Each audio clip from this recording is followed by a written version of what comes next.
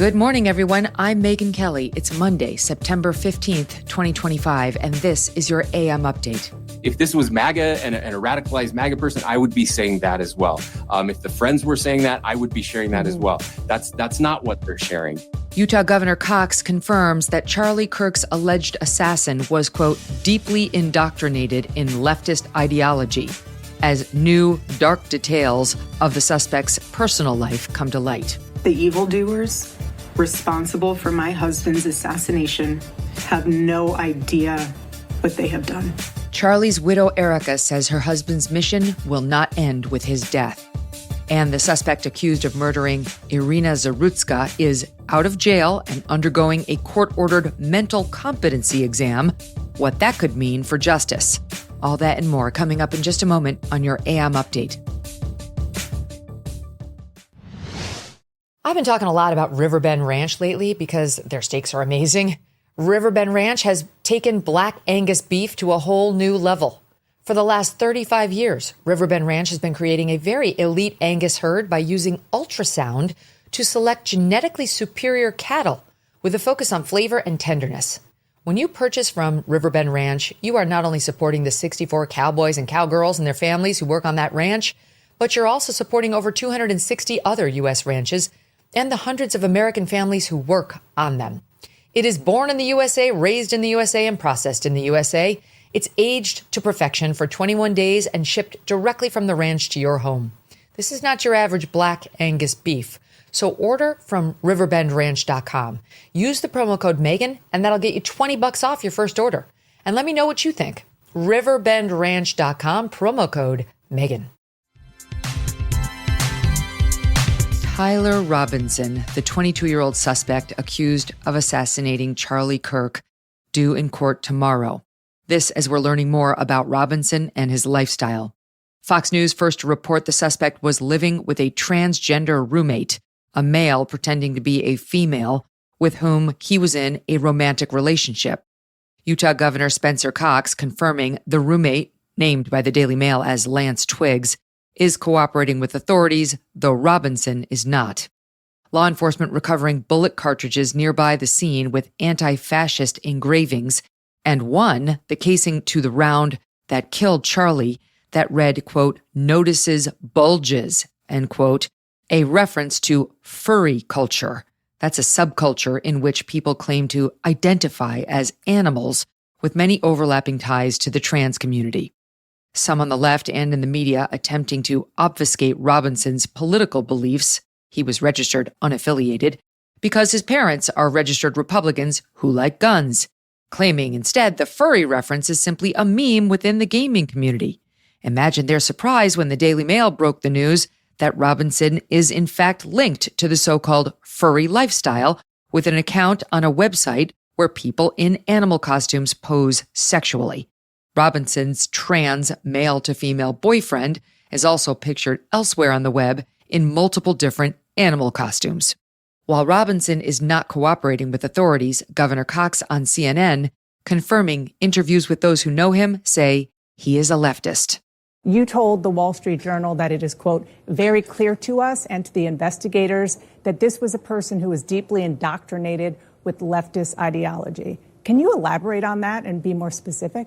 Well, sure. So that information comes from the people around him, from his family members and friends. That's how we got that information. I mean, there are conversations that were discussed specifically about Charlie Kirk, other conversations about the direction that this was going. And look, my job is just to tell people I really don't have a dog in this fight. If this was MAGA and a radicalized MAGA person, I would be saying that as well. If the Friends were saying that, I would be sharing that as well. That's not what they're sharing. Cox going on to say a note written by Robinson was recovered by authorities, the details of which are set to be released Tuesday in the charging documents. Independent journalist Andy No uncovering the social media accounts he says belong to Robinson's partner, confirming his transgender identity. One of Robinson's neighbors telling The Sun Robinson and his trans roommate were in a romantic relationship. For those who've never seen the roommate, describe that person for us. He did have freckles on his face. For the haircut, it was a weird haircut. I can't quite. It was kind of a mushroom-shaped one. Yeah, I would say, he didn't come out much. There's some published reports out there that this individual, the roommate, may have been transitioning. Did that correlate with what you saw? Yeah, definitely. But you were sure that they were a couple, but you have only seen them together once? Mm-hmm. Yeah. I mean, random guys don't hold hands and definitely don't kiss. According to Axios, Robinson's boyfriend was, quote, aghast at the murder and turned over Tyler's text messages, some of which, authorities say, referenced the murder weapon and rounds and casings with messages on them, all of which law enforcement found in the woods nearby the shooting. It appears the boyfriend, Twiggs, did not contact authorities upon receipt of these messages, but turned them over only when cops found Twiggs. At the same time, the New York Times obtaining screenshots of a group chat on Discord, a messaging platform popular in the gaming community, including Robinson as well as approximately 20 others, where Robinson jokes about the assassination after it occurred. Shortly after the FBI released photos of Robinson, someone tagged him, messaging WYA, or where you at, with a skull emoji. Robinson replying his doppelganger was trying to, quote, get me in trouble. Another user chiming in, quote, Tyler killed Charlie. One user joking about turning Robinson in to collect the $100,000 reward offered by the FBI. Robinson replying, quote, only if I get a cut. One user writing, quote, whatever you do, don't go to a McDonald's, referencing Luigi Mangione, who is accused of assassinating the United Healthcare CEO and was arrested at one of the fast food joints. Robinson then replying, quote, better also get rid of this manifesto and exact copy rifle I have lying around. Following Robinson's arrest, some in the group chat appearing to be in disbelief. One user writing, quote, I truly cannot distinguish if this is for real. Axios reporting federal and state investigators are examining leftist groups in Utah and online, determining whether anyone else knew of Robinson's plans ahead of time or helped him after the shooting. The New York Post reporting the probe also includes a pro-trans organization called Armed Queers SLC. The group took down their Instagram after the shooting, the Post reports. The group's logo includes 2 rifle rounds similar to the one that killed Charlie, with the words Armed Queers on one and Salt Lake City on the other. A resurfaced flyer for the event obtained by Young America's Foundation shows hammer and sickle, rainbow flag, and a woman armed with an AK-47 and 2 ammo belts. Some social media users surfacing posts from anonymous trans-supporting accounts appearing to predict something ominous ahead of Charlie's appearance at Utah Valley. A neighbor telling the New York Post 2 weeks ago several people driving cars with out-of-state license plates were seen going in and out of Robinson's apartment. That neighbor telling the Post, quote, they did not give off a good vibe. CNN spoke with a man who recently worked with Robinson, describing him as, quote, a little abnormal, didn't talk to anyone, he was a quiet dude, and he didn't like talking unless spoken to. He stays in the back, and I knew from word of mouth, from coworkers, that he was not fond of Trump or Charlie Kirk, obviously. A fact his own family verified to authorities.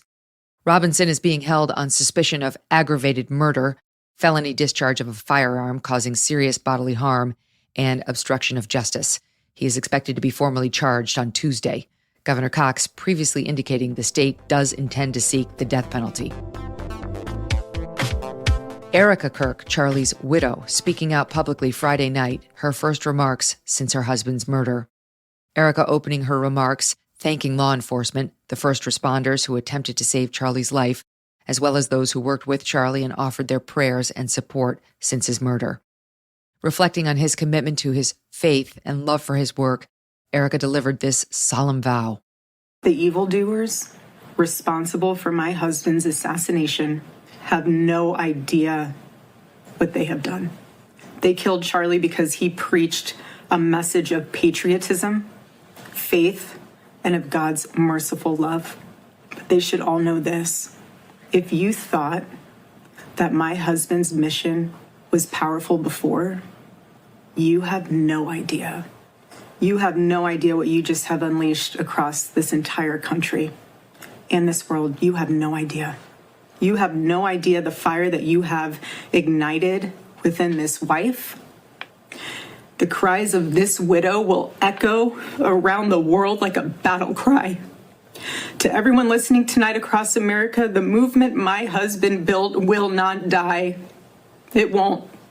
I refuse to let that happen. It will not die. All of us will refuse to let that happen. No one will ever forget my husband's name, and I will make sure of it. Charlie was assassinated at the first stop of his fall series, The American Comeback Tour. On previous tours, he went from campus to campus, urging college students to debate every hot-button issue under the sun, especially those who disagreed with him. In the days since his death, the question hanging in the air: what comes next? Erika declaring Charlie's life's work will carry on. Our campus tour this fall will continue. There will be even more tours in the years to come. America Fest here in Phoenix this December will go on. It will be greater than ever. The radio and podcast show that he was so proud of will go on. And in a world filled with chaos, doubt, and uncertainty, my husband's voice will remain. And it will ring out louder and more clearly than ever. And his wisdom will endure. On Sunday, CNN's chief data analyst, Harry Enton, examining Charlie's influence on the 2024 election and his role in delivering the youth vote for President Trump.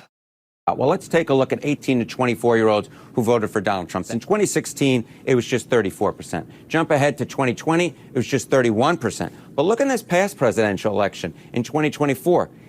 Donald Trump's percentage of voters under the age of 25 jumped all the way up to 43% of the vote. We can say that Trump had the best performance for any Republican nominee for president this entire century among voters under the age of 25.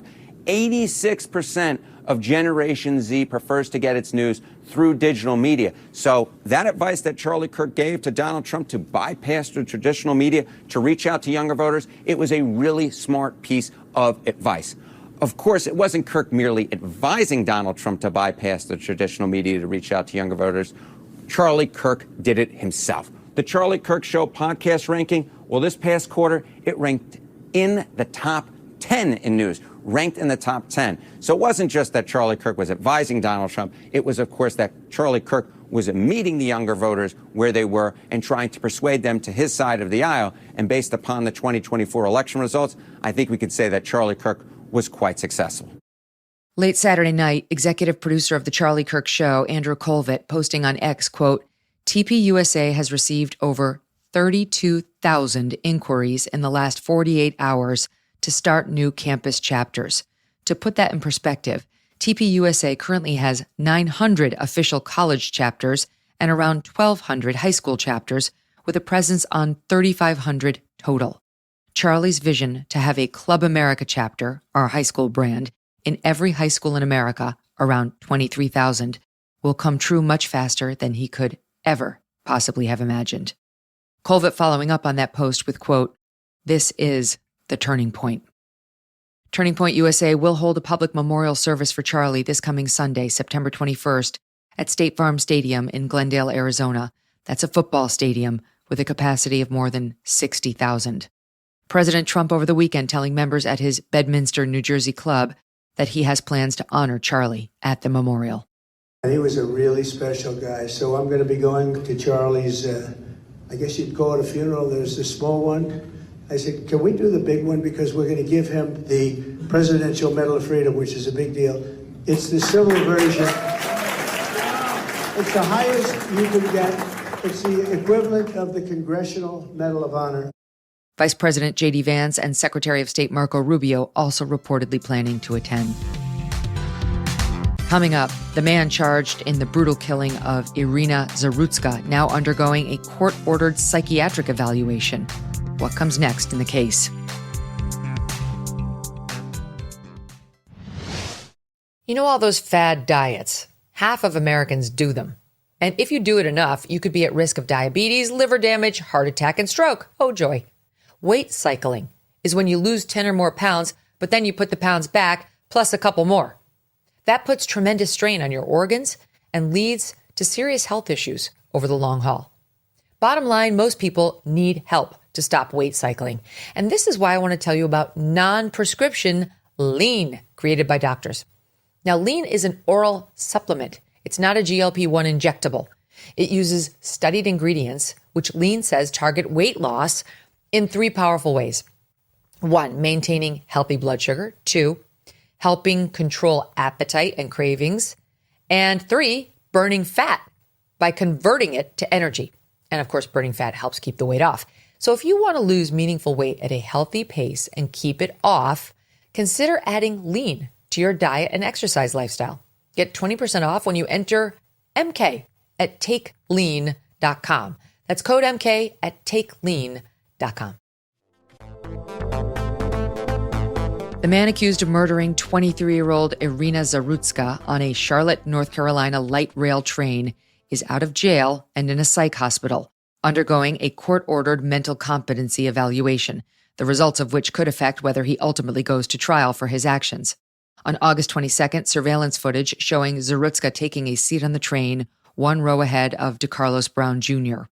The assailant takes out a knife from his pocket, then out of nowhere stabs the victim quickly and repeatedly multiple times, including in her neck. Zarutska dying from the injuries just moments later. On August 29th, 1 week after the unprovoked slaying, Judge Roy Wiggins signing an order committing DeCarlos Brown Jr. to a psychiatric hospital to determine his mental fitness to stand trial. If he's not mentally fit, he could be involuntarily committed to a state psychiatric facility indefinitely. Court documents show the evaluation cannot exceed 60 days. WBTV in Charlotte interviewing the statewide director of forensic services, Dr. Robert Cochran, who oversees all court-ordered evaluations in North Carolina, on how the process works. They're often quite extensive assessments of the individual before the evaluator determines whether the person, 1, suffers from a mental illness or defect, and secondly, then, if so, if they're capable to proceed in their trial or not. The system is built around, having hearings, making determination, cross-examining witnesses, having the individual evaluated by, another professional or even a third professional to get other opinions so that the right decision, the right call is made at the end of the day. Brown broke the law many times before this one, including a 2013 conviction for larceny and breaking and entering, and a 2015 conviction for robbery with a dangerous weapon. He was well known by law enforcement and known to have schizophrenia before Iryna's killing. At the time of the attack, Brown still faced charges from a January arrest, officials charging him then with misusing 911 after he repeatedly called to report he had been implanted with, quote, man-made material controlling how he walked, talked, and ate. In July, Judge Wiggins ordering a mental evaluation at the request of a public defender, but he notably did not detain Brown pending the evaluation despite obvious signs of severe mental illness. That was 7 months after Brown's initial arrest for the crime and the decision by Magistrate Judge Teresa Stokes, whom Judge Wiggins oversees, not to detain Brown nor to order a psych evaluation then. Brown's mother telling local outlet WSOC she believes the system failed her son and that he never should have been released after his January arrest. Online court records indicate the next hearing is set for September 19th, though it remains unclear whether that date will stand. DeCarlos Brown Jr. is charged with first-degree murder in state court and 1 federal count of committing an act causing death on a mass transportation system. He faces a maximum of life without parole or the death penalty. That's 2 innocent victims whose murder by catastrophic neck injury was international news last week. The video of each seen millions of times, especially Charlie's gunshot wound. Representative Anna Paulina Luna of Florida, a Republican, is pushing social media companies to take down the video of Charlie's murder. TikTok has agreed.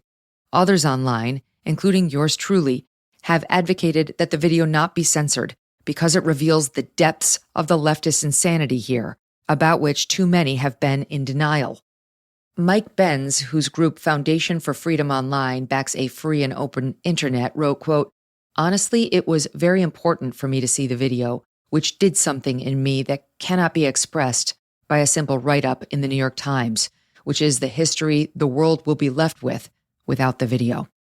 Although some sick people are celebrating the video, many of us have the mindset of Jackie Kennedy after her husband JFK was assassinated, and they urged her to change out of her bloodied pink Chanel suit before the swearing-in ceremony for Lyndon B. Johnson.